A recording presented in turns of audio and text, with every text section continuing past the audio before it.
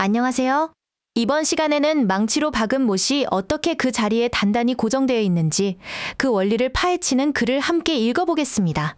과연 어떤 힘이 못을 붙잡고 있는 걸까요? 지문을 자세히 보기 전에 전체적인 흐름부터 잡아볼게요. 이 글은 먼저 못을 고정하는 건 마찰력이다라고 핵심 주장을 던집니다. 그리고 마찰력이 뭔지 정의한 다음 못을 빼려는 구체적인 상황을 예로 들죠. 이 예시에서 마찰력과 장력이라는 두 힘을 비교하고 최종적으로 왜 마찰력이 더 중요한지 설명하며 끝을 맺습니다. 이 구조를 머릿속에 그리고 따라오세요. 자, 첫 번째 문장입니다. Once a nail is hammered in. 일단 못이 박히고 나면 It is friction that holds it in place. 그것을 제자리에 고정시키는 것은 바로 마찰력이라고 말하며 글의 주제를 명확히 던져주네요. 여기서 it, 이 표현과 that 사이의 friction, 이 단어가 들어간 구조, 정말 중요합니다. 그냥 friction holds it, 이 표현이라고 해도 되는데 굳이 이 구조를 쓴 건 다른 어떤 힘도 아닌 바로 마찰력이라고 강조하고 싶었기 때문이에요. 해석할 때 바로라는 말을 넣어주면 의미가 확실히 살아나죠. 그렇다면 마찰력이란 대체 뭘까요? 두 번째 문장이 바로 그 정의를 내려줍니다.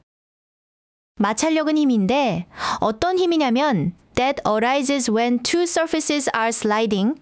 두 표면이 서로 미끄러지거나 미끄러지려고 할 때 발생하는 힘이라고 설명하네요.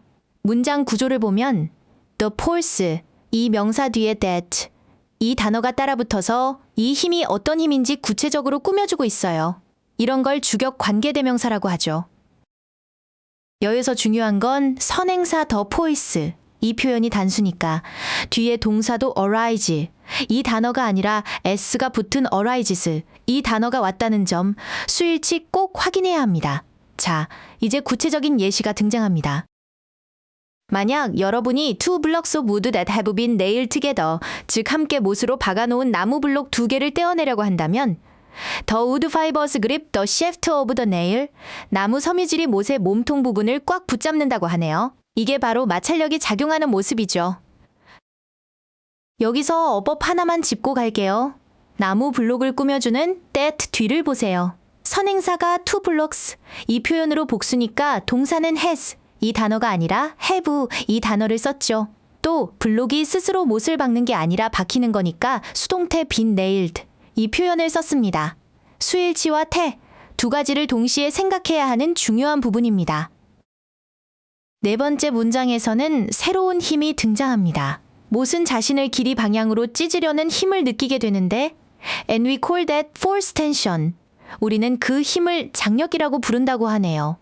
이제 마찰력과 장력, 두 힘의 대결 구도가 만들어지는 거죠. 문법적으로 call, 이 단어는 을 라고 부르다라는 뜻의 대표적인 오형식 동사입니다. That force, 이 표현이 목적어, tension, 이 단어가 목적격보어죠. 목적어와 목적격보어의 관계는 그 힘 장력으로 동격 관계가 성립됩니다.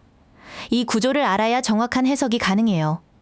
자, 이제 여러분의 실험, 즉 못을 빼려는 시도는 두 가지 방식 중 하나로 실패할 수 있다고 합니다.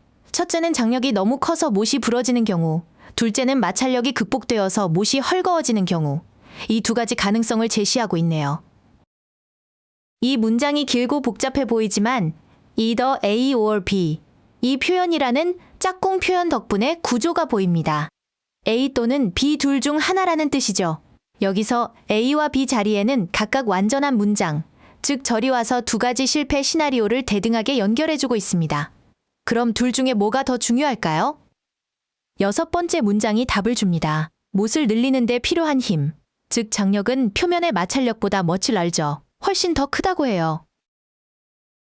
그래서 우리는 the former, 즉 전자에 대해서는 크게 걱정할 필요가 없다고 말합니다. 그냥 larger, 이 단어가 아니라 much larger, 이 표현이라고 표현한 점에 주목하세요. much, 이 단어는 훨씬이라는 뜻으로 비교급을 강조하는 부사입니다. much 외에도 far, still, even, a lot 같은 표현을 쓸 수 있지만 very, 이 단어는 절대 비교급 앞에 쓸 수 없다는 것, 시험에 자주 나오니 꼭 기억해 두세요. 마지막 문장입니다. It's the friction with which we need to concern ourselves. 우리가 신경 써야 할 것은 바로 그 마찰력이다 라고 말하며 글을 마무리합니다. 첫 문장에서 it is friction that 이 표현으로 강조했던 내용을 마지막에 다시 한번 확인시켜주는 수미상관 구조를 보이고 있네요. 이 문장의 with, which, which 고조가 조금 낯설 수 있어요. 원래는 concern ourselves with the friction 이 표현에서 나온 표현입니다. 전치사 with 이 단어가 which 이 관계대명사 앞으로 이동한 형태죠. 이렇게 전치사 플러스 관계대명사 뒤에는 주어, 동사, 목적어가 모두 갖춰진 완전한 문장이 온다는 점이 핵심 포인트입니다. 이 글을 이해하는 데 가장 중요한 두 단어는 바로 friction, 이 단어와 tension, 이 단어가였습니다. friction, 즉 마찰력은 못을 제자리에 붙잡아두는 긍정적인 힘으로 묘사되었죠. 반면에 텐션, 장력은 못을 부러뜨릴 수 있는 힘으로 마찰력과 대조되는 개념으로 사용되었습니다. 이 둘의 관계를 파악하는 것이 이 글의 핵심이었어요. 그리고 두 동사도 기억해두면 좋습니다. 마찰력이 overcome, 즉 극복될 때 못이 헐거워진다고 했죠? 이것이 못이 빠지는 핵심 조건이었습니다.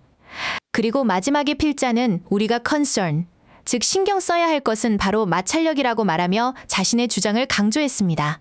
이 단어들이 글의 논리를 이끌어가는 열쇠였던 셈이죠. 오늘 강의 정리하겠습니다. 이 글은 못을 고정시키는 핵심 힘이 마찰력이라는 주장을 장력과의 비교를 통해 논리적으로 증명해 나갔습니다. 이처럼 과학 지문을 읽을 때는 무엇이 핵심 개념인지, 그리고 그 개념들이 서로 어떻게 비교되고 대조되는지를 따라가는 것이 매우 중요합니다.